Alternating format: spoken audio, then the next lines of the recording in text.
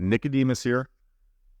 Tonight's episode, I wanted to touch on what it felt like over the last 9 months where I've reduced literally everything in my life. Events happened. I got rid of, my house, all the lawn payments, all the internet cable, and I was able to reduce and move in with someone, right? And I feel so much free. I have never felt so free, you know, and I know that I'm rebuilding and creating the life that I want, but it just, my God, I feel so free from just so many encumbrances. So I just wanted to hear your thoughts on like all of how is more better. Yeah. It's interesting as you're sharing that. I'm thinking my own experience. And I'd say, yes, I learned this in my own life, but I also learned it from working with very successful or affluent people. So when I was in India, my teachers used to say something that you can learn, and really, Course in Miracles says it too, you can learn from other people's experiences. You don't have to have, like the Holy Spirit, you don't have to have all the experiences on your own.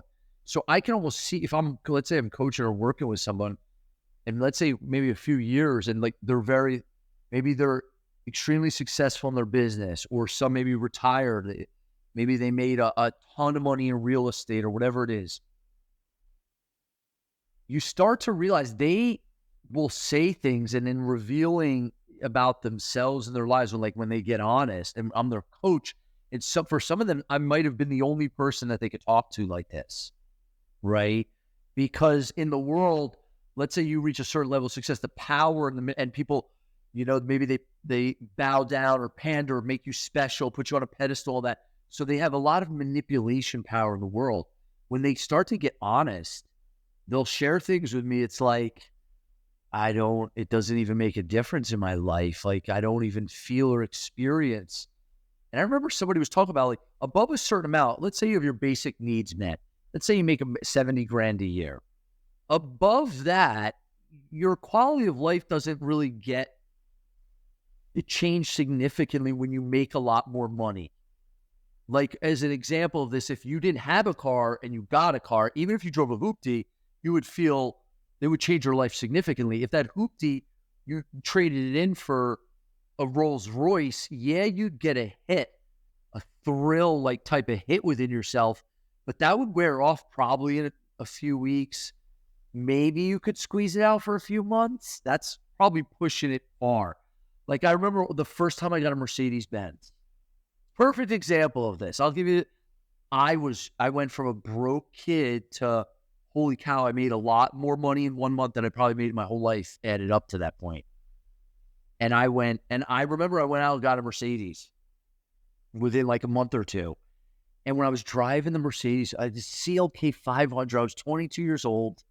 Like this, I'm driving off the lot like I made it.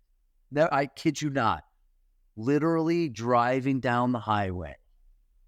A stone kicks up. This has never happened in my life since, before or after again. A stone kicks up from the truck right in front of me, lands on the windshield, cracks the whole windshield. And I went, not even like, and I really feel like now it was like the Holy Spirit like slapping me like, whoa, like almost as a joke of, wait a second. You can't, the thing about it is, and this is a teacher from India said this as well, most human beings, the individuals chasing after pleasure and attempting to avoid pain. But in that chasing after pleasure, trying to avoid pain, what it does is it keeps the individual me and my perception of myself, like if you call it like a box I live in, of all those walls of my identity, my personality, it keeps it locked in place. So you're always chasing after pleasure. When you get the pleasure, that makes you feel maybe more important as a person, like for a moment, like, and you get hooked into the thrill or the dopamine or the rush in the body of chasing after that pleasure. Then the flip side is you're going to try to avoid pain at all costs. You look at anyone that maybe has it's so much control of their life, money and power, and they manipulate people. the more they do it over time, it's like the more they feel impotent, because the reality of it is that God's running the show and you and I aren't. Like, we're driving in the passenger seat of our life. Not to say we're not creating. Maybe you could call it, some people say co-creating with God, like whatever you want to call it. But the thing about it is this idea that more is better. Ram Dass used to say it, like, this idea more is better, you start to realize it's not. Now, it doesn't mean you can't create things in your life, and it doesn't mean maybe more money you make, you have more resources and options and things like that. Maybe you travel more, but what you start to realize is that that's not where the fulfillment comes from.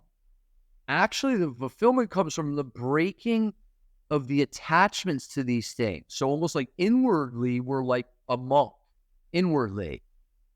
So things come, things go. Everything says hello, says goodbye. Everything comes and goes. But there's this substratum in which it's like we get comfortable in our own skin because we're no longer trying to chase after pleasure as though our identity comes from the people we're with, the money we make, the sex we have, how the world sees us, how we see ourselves, and am I special enough in my own eyes? The Course in Miracles says anything that you seek in the world to make yourself bigger in your own eyes or in the eyes of someone else just basically blinds you from glory and blinds you from your magnificence. So anything that you try to, and then you start to, what's that? Like a watch, a nice watch, all this stuff. And it doesn't mean you can have these things, but in and of themselves, they're never gonna, you can never find happiness or fulfillment in a thing itself.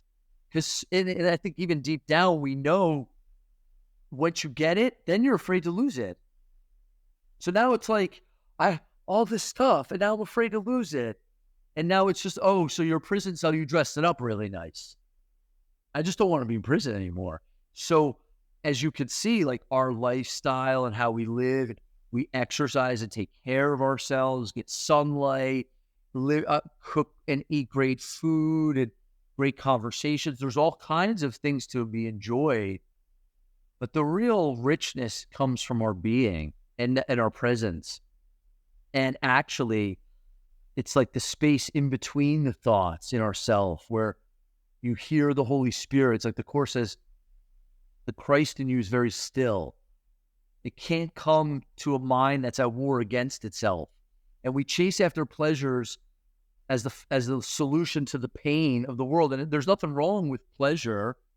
You just realize that the real pleasure comes from spirit, comes from within ourselves. And then all these things, it's like they're all neutral. And they're neither to be cherished nor attacked. But like the Course says, seen as children's toys without really a single meaning of their own. There's no real meaning in them. It's the meaning that you give to them. And if you stop giving the meaning to try to find the meaning for what you really are in the objects of the world doesn't trouble you anymore. And I'm telling you, there's highly successful people that still haven't realized it. And they're still like the little boy, little girl chasing after it in hopes it's going to fill them up, and it never works. It's a losing proposition. They should be neither cherished nor attacked, but seen as children's toys without a single meaning of their own.